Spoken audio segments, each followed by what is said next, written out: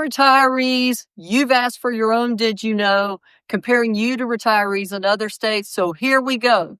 You are in TSERS, Teachers and State Employees Retirement System. It's the 9th largest system in the country, and only 5 systems in this country are better funded asset to liability ratio wise, which means how much money we have versus what we would have to pay out to everybody. When you retire, an AFC is used to determine what your check's going to be. It's your highest 48 straight months of pay, of your highest pay, times a retirement factor or formula of 1.82% set by statute, that'll matter in a minute, times creditable service years. So how do we stack up? This 1.82 is 19 clicks below the average around the country. The average for our nation in terms of state retirement fund formulas is 2.01. Those 19 clicks matter. Every click is worth about 0.4% of your check.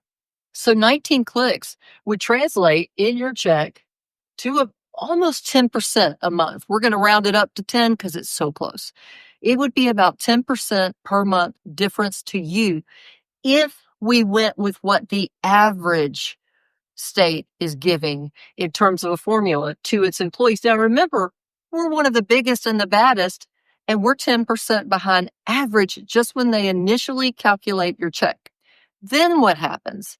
Well, the National Conference on Public Employee Retirement Systems in its 2025 report reported that 3/4 of the states are giving a COLA, not a benefit, not a bonus, not a one-time anything, a true cost of living adjustment.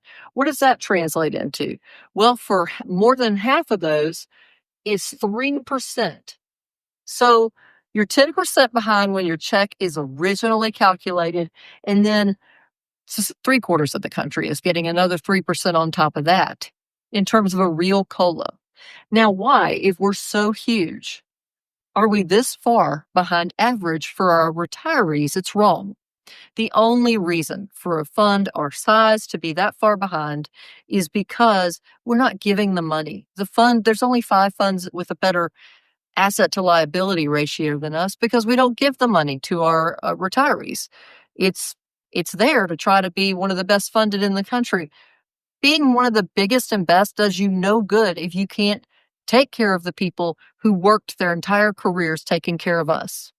And if you're not a state employee, not a retiree, and you don't know why this matters, I would just ask you, the people that come out after a hurricane, after a huge snowstorm, when everybody else is staying at home, the people who stayed in the job during COVID, the people who make sure your bridges are built correctly and they're safe for you to traverse, that your elevators are safe to get in with your family, that your vulnerable populations are taken care of in DHHS facilities, and who were your teachers in the classroom. All of these people, you can remember them or think about them. They took those jobs for much less than they would have made in the private sector because North Carolina always took care of its employees when they retired. They didn't have to worry about that. Senate budget this year came out last night. It does nothing for retirees, nothing, not even a bonus. We're so far behind average, y'all, and that is not a place that North Carolina should ever be on anything. But we can fix this. The House has a budget yet to come. And then I'm hopeful if the House puts something in, which we're going to push hard at SEANC for, that the Senate will agree to that with the House. But I wanted you to know because you wanted to know. I don't think it'll make you feel any better about where we are, but it certainly gives you information for when you call your legislators to make your own case and make the case of your neighbors that this far below average just won't do. Thanks.